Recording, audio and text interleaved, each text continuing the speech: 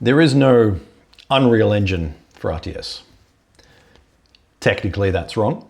There are RTS engines, OpenRA exists, Recoil exists, Zero AD has an engine, Unity has RTS packages, and Unreal can obviously make an RTS. So there, video over. Except none of those are the things that I mean. If I want to make a first-person game, I can download Unreal, create a project, dump some assets into it, and have a person walking around a world before lunch. That's not impressive anymore, and that's kind of the point. The engine handles so much of the boring stuff that we don't even think about it, and it doesn't particularly care what game I'm making. I could make a shooter, I could make a horror game, I could make a walking simulator, I could make Minecraft. First person doesn't really describe a game anymore. It describes how I interact with the game. RTS never got there. When someone tells you they're making an RTS, you've probably already pictured half of it. Resources, buildings, unit production, tech tree, armies, some poor bastard clicking furiously. We've spent 25 years moving these pieces around and occasionally announcing RTS is back. Never seems particularly back, does it? There's a lot of explanations for this. Publishers don't like RTS. Players don't have the attention span anymore. MOBAs stole the audience. StarCraft was too dominant. Nobody knows how to make an RTS anymore. Maybe. But I think it's a much simpler problem. It's expensive to find out if an RTS idea is shit. That's it. And first-person games solved this problem decades ago. Go back far enough and first-person shooters were basically one game. Doom comes out, everyone wants more Doom. So we get Doom clones. Then Quake, Deepfield, Unreal, and something interesting happens. People don't just want the games. They want the technology underneath them. The engine becomes a product. Now I don't have to solve every 3D problem myself before I can start making my game. Half-Life is probably the cleanest example. Valve didn't build a modern 3D engine from scratch. They licensed Quake. Then they modified the hell out of it. But that's a very different problem from starting with nothing. Valve could spend its effort on the bits we actually remember. The pacing, the scripted events, the world happening around the player. The fact that the story didn't stop every 20 minutes so a disembodied head could explain the plot. Imagine if Valve had first needed to build Quake. Maybe Half-Life still happens, eventually, after several years of expensive engine development by a company that hadn't yet proved it could make Half-Life. Seems like an excellent way to never make Half-Life. And this kept compounding. Unreal became a commercial engine. Unity happened. UDK happened.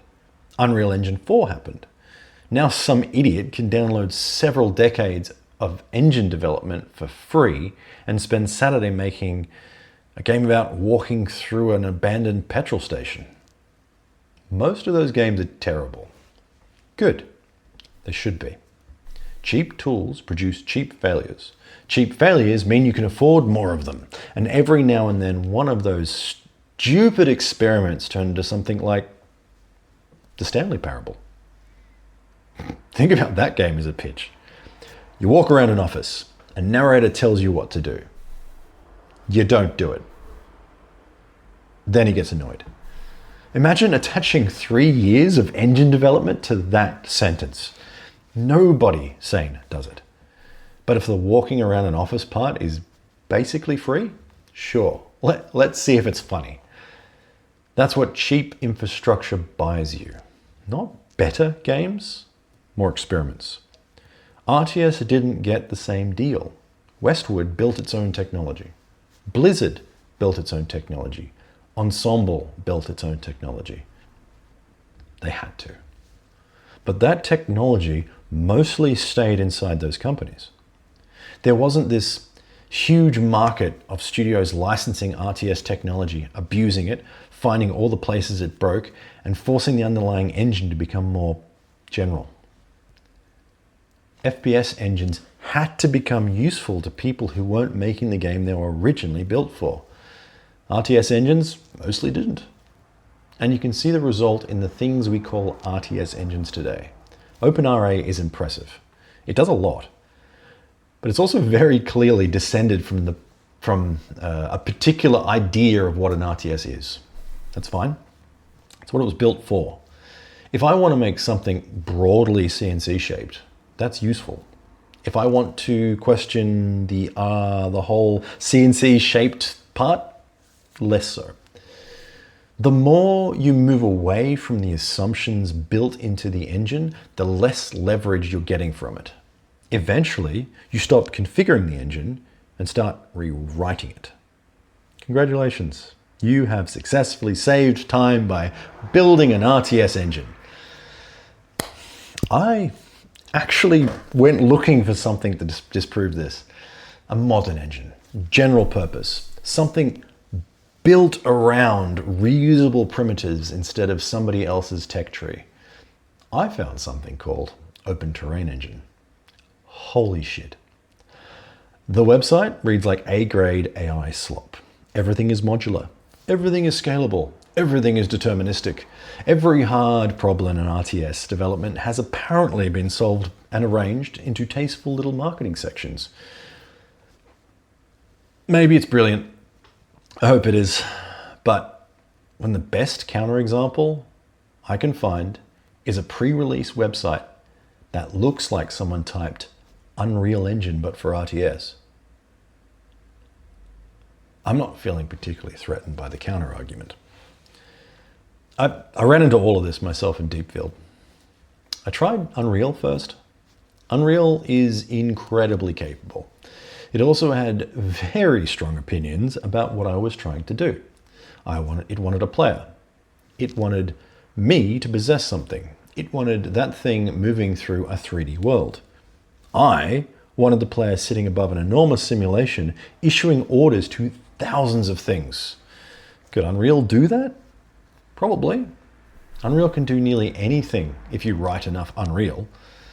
It's not useful. The question is whether the engine is making my experiment cheaper. It wasn't. So I moved to Unity. Unity had fewer opinions. That helped. It gave me objects, transforms, rendering, physics, scripting, useful primitives. Then it mostly left me alone, which was good right up until I reached the RTS part. That was all on me. I also tried RTS packages. They had the opposite problem. They were very, very helpful. Here's your resource system. Here's your base building. Here's your unit production. Here's your tech tree. Fantastic. I've purchased the game I'm trying not to make.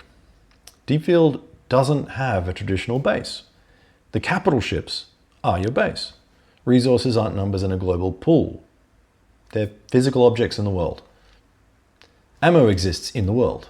Fuel exists in the world. Cargo has to physically move.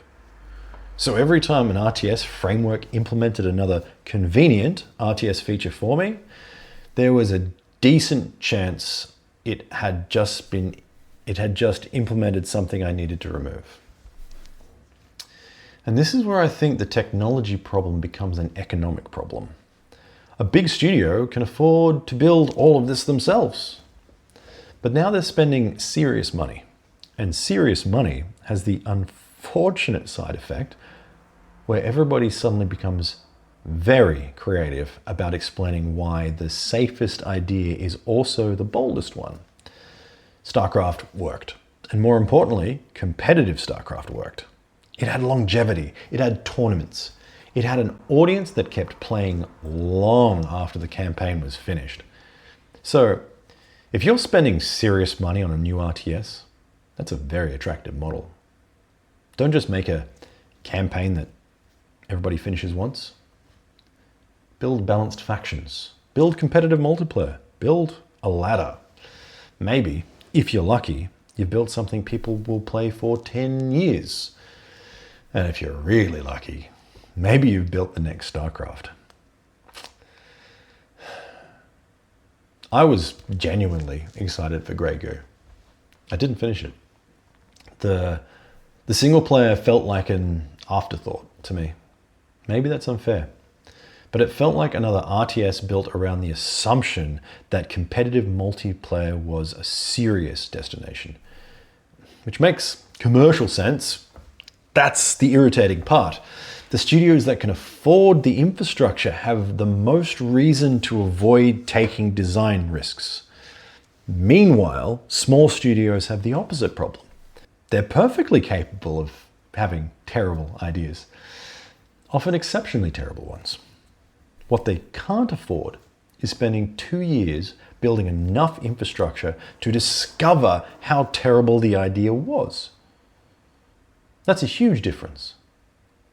In Unreal, I can have a bad first-person idea and test it. In RTS, I can have a bad idea and begin a multi-year software project. Those incentives produce different games. And I think that is a better explanation for RTS stagnation than people don't like strategy games anymore. The people with enough money to pay the technical entry fee don't want the design risk. The people willing to take the design risk can't afford the technical entry fee. So we keep rediscovering 1998. And after doing that for long enough, something else happened. We started confusing the mechanics with the control scheme. Resource gathering isn't RTS. Base building isn't RTS. Tech trees, not RTS. They're mechanics from RTS games. RTS itself is much more basic. I'm above the world. I'm controlling things indirectly.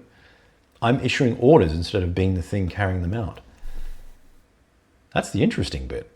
First person managed to separate its control scheme from its original mechanics. Nobody plays Minecraft and complains it's a badly balanced Doom clone. We understand that the first person is just a way of interacting with the world. RTS never made that separation.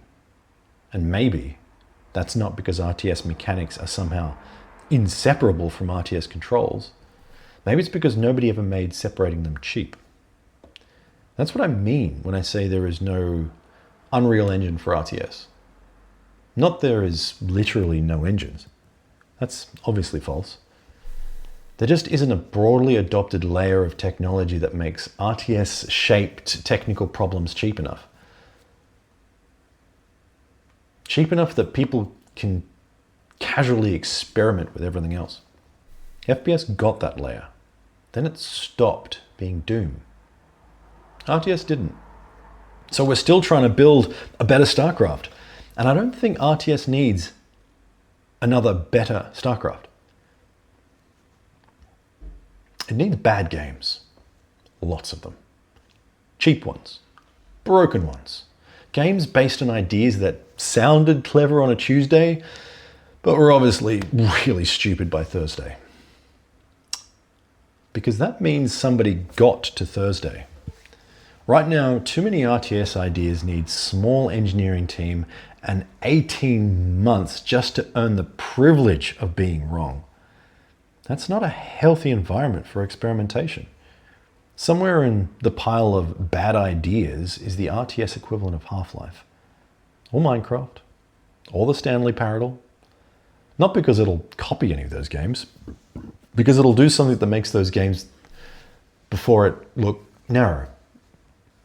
Something that makes us realize we'd spent decades treating a set of conventions as if they were laws.